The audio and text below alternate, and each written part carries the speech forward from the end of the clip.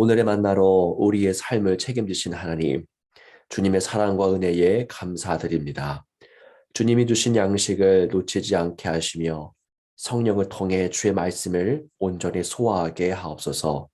우리를 온전히 만족시키시는 양식은 예수 그리스도이시니 오직 예수를 먹고 마시는 이 아침 시간이 되게 하옵소서. 주 예수 그리스도의 이름으로 간절히 기도하옵나이다. 아멘.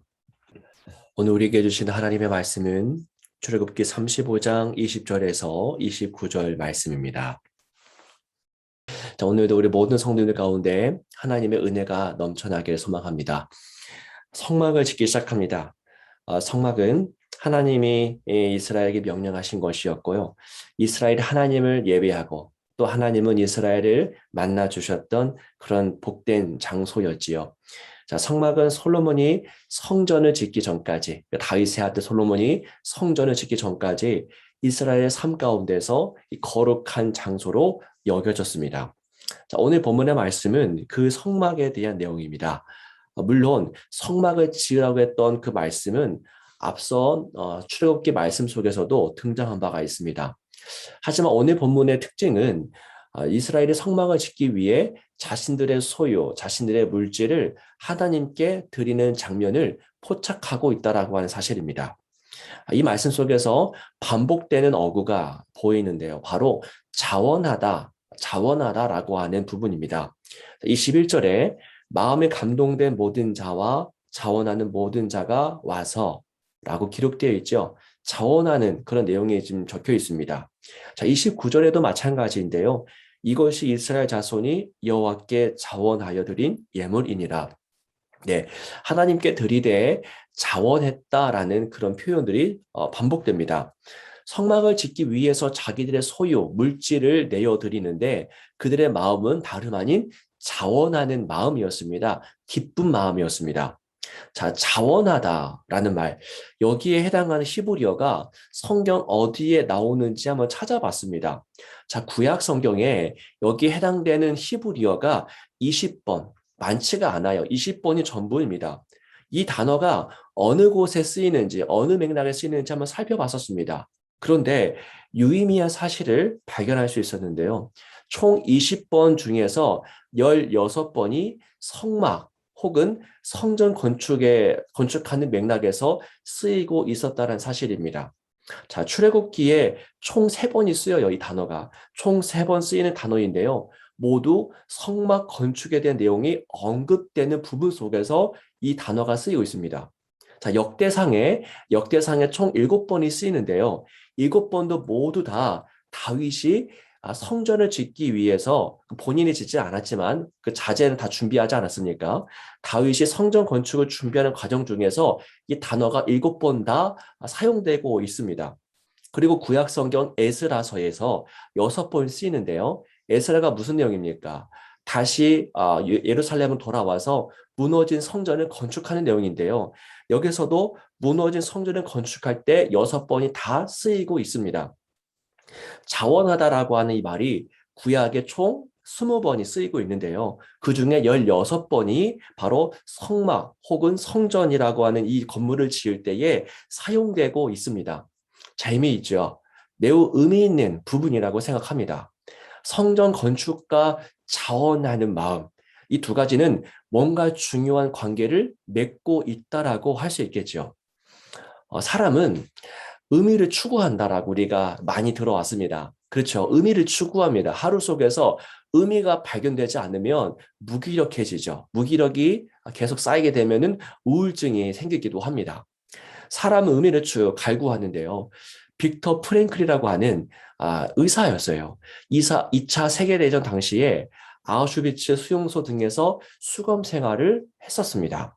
이 전쟁의 광기 속에서 죽다 살아난, 그렇죠? 오랜 시간 동안에 정말 죽다 살아난 그는 그 실현 속에서 어떤 의미를 찾아야 한다고 말했습니다. 누가 살아남았느냐? 그러니까 본인도 살아남았거든요. 그러니까 보니까 그 수용소 속에서도 어떤 의미를 발견했던 자가 결국 살아남더라라는 것을 발견했던 겁니다. 그러니까 인간은 수명으로 사는 게 아니라 의미로 산다고 하는 것을 증명했던 것이죠. 여러분, 이 자원하는 마음은 우리가 우리의 삶을 바칠 의미를 발견했을 때, 삶의 의미를 발견했을 때 나타나는 마음입니다. 자, 이스라엘 사람들이 성막 건축을 위해 자원하는 마음으로 기꺼이 예물과 물질을 바쳤습니다. 자, 그들의 삶의 의미를 어디서 발견한 것입니까? 성막입니다.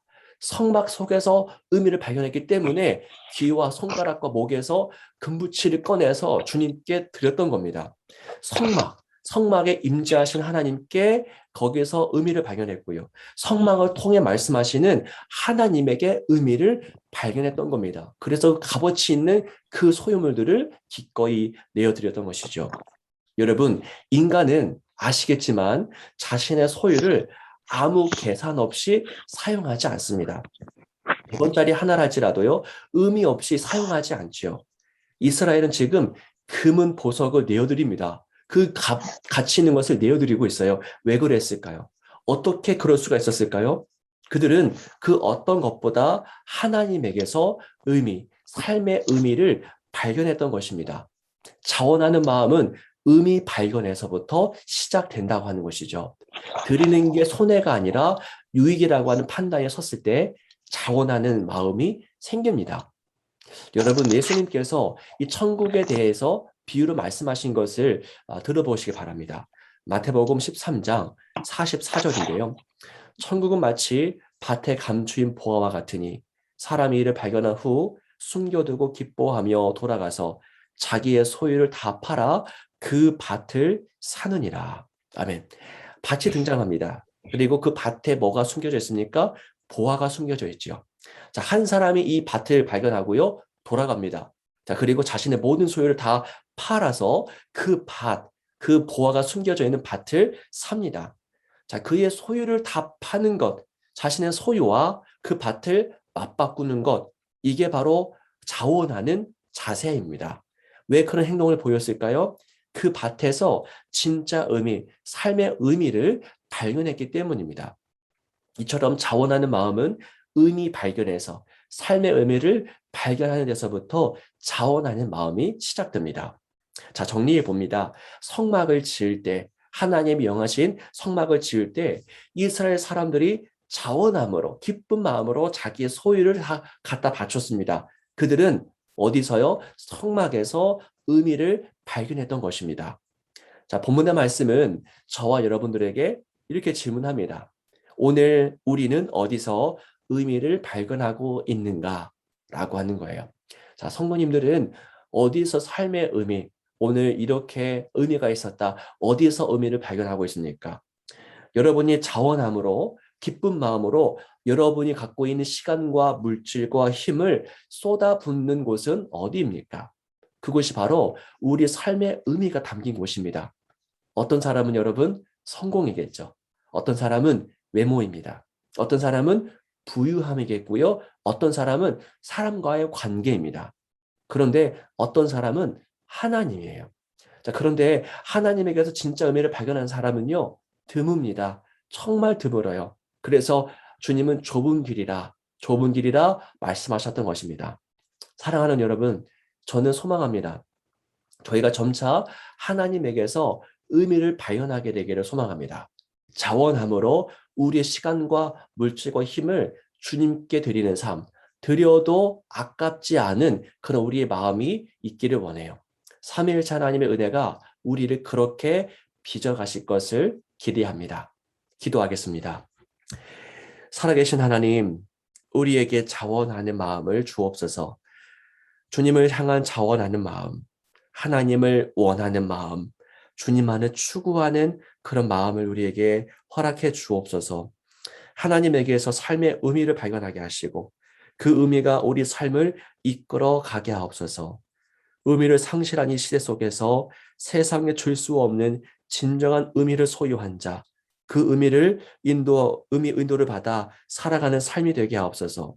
우리 삶의 참된 의미가 되시는 주 예수 그리스도 이름으로 간절히 기도하옵나이다. 아멘.